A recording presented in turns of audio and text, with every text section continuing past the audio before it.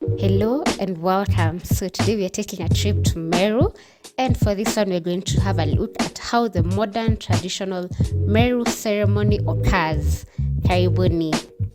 What normally happens is that first preparations begin on the previous day just before the ceremony.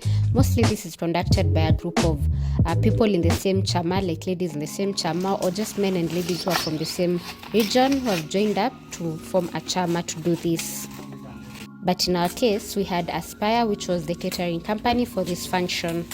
For the preparations of the previous day, they start by doing the hard stuff that will take long on the actual day of the ceremony. So this involves like peeling the green bananas, peeling the potatoes, peeling the carrots and chopping them up, so that now on the actual day they have less work to do and focus on mainly the cooking.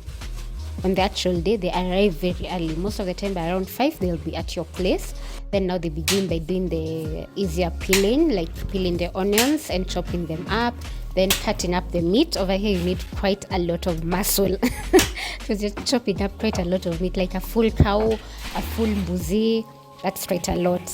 After all that peeling, then they now begin the actual cooking when everything is set and ready to be cooked. So like here, they're first boiling the meat, then they're frying onions. Then something to note is that they always have someone to do each of those tasks. Or maybe one person is assigned to 2 meals so that they ensure efficiency. Then for Meru culture, you always have to have some 2 main meals. It's kikosekana, just know you haven't been to a Meru function. So you have to have mukimo or marigo, that is matoke in Kimeru, or some jahe. Those 3 have to be there. So now let's leave the cooking process to continue and let's have a look at the deco and what normally happens during the deco process in any Meru modern traditional ceremony. So for the deco, they set it up and the artifacts that they use depends on the function that they're setting up for. So like this was an initiation or circumcision ceremony. That's why you're seeing we have like a pestle, a mwiko and a board over there, like a chopping board sort of.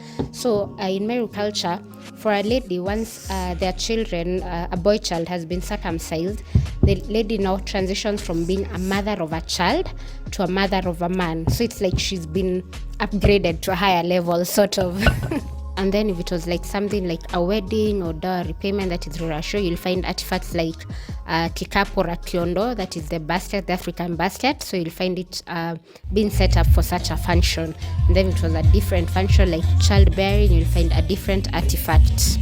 The rest of the deco will just be the way you'd find it in like an urban area like Nairobi, like drinks on the table, cutlery, serving materials, all that. So what normally happens in the next phase is bringing out the boy child, who's now a man, from where he was staying. So in Meru traditional culture, what normally happens is once a boy is circumcised, they're normally secluded for about 14 to 30 days. They call it the healing and learning stage or learning phase. So over here, they are not allowed to be seen. Number one, foremost, is by any lady or female, for that matter, not their mother, not their cousin who's female, none at all. Secondly, they are not allowed to be seen by their father, and also you cannot be seen by another boy, that is now a boy who's not being circumcised in the Meru culture. You can only be seen within that 14 to 30 day period by another man who's also been circumcised. You normally have like we call them sponsor, quote unquote. So this is the person who normally educates you or helps you transition from being a boy to being a man. So you're being taught about different manhood activities. So for that I can't really tell what they're normally taught because I've never experienced that. Yeah, but what I know is they're taught different aspects of how they'll behave as a man, how to handle a family, because now they have moved from just being a boy to being a man. Then the next phase will differ from family to family. So for us, we normally prefer doing mass or a sermon or preaching or prayers basically just before. The rest of the function continues to give thanks and to also pray. Yeah, since everything has to be blessed by God. So that's essentially what is happening right here. We're having mass. After the mass, now this is now where the main function begins.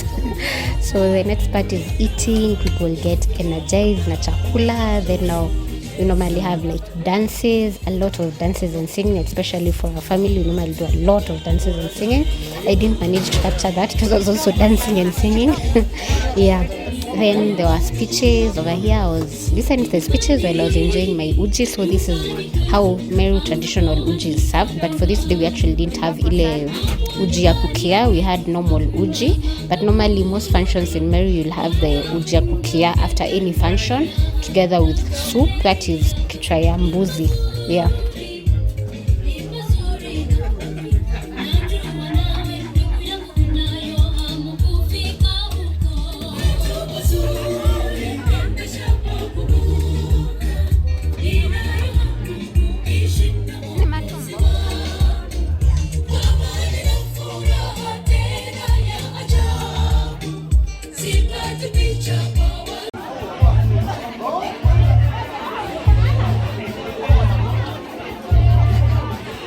Then the rest of the evening was more of catching up, having fun, just enjoying ourselves. That is now the modern way. But traditionally, after the singing and dancing and the speeches, people used to depart. Then for us, after the evening, this was around midnight or so, we decided now to go to Alba Hotel. It's one of the famous hotels in Meru and well known. So yeah, this is where we basically slept throughout the night.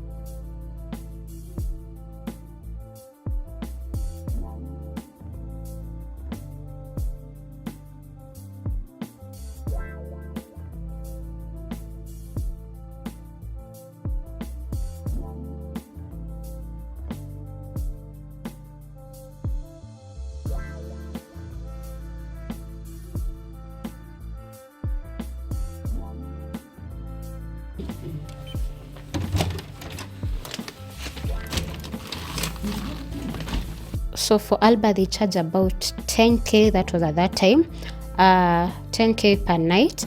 But something I really loved was how their rooms are, and then the view from our room. It was just spectacular, as you'll see.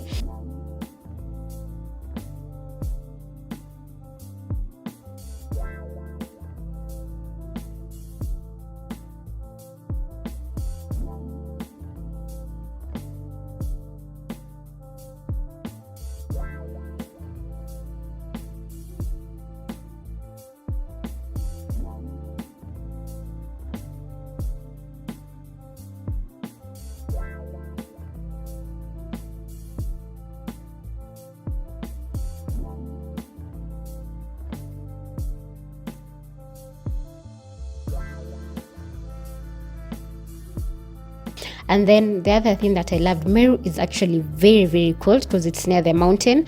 So I really love the fact that they had a hot water bottle. Yani, that is not very easy to come by in many hotels in Meru, but for Alba, that was a plus for me. That hot water bottle, just sleep with it closed up, and the way it's normally cold, it was a plus. Just look at that morning view. Wow, imagine the fresh air that is over here.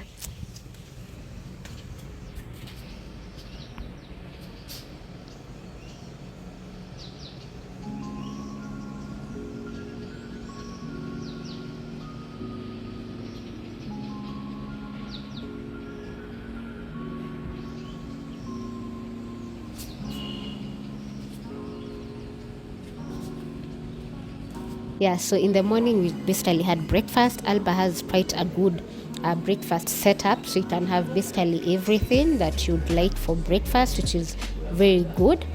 Yeah, and then the rest of the part was basically going back to Nairobi, and I hope you've learned a bit on how Meru culture works and just the modern way. I wish I can get something to or someone to explain more about the actual traditional way.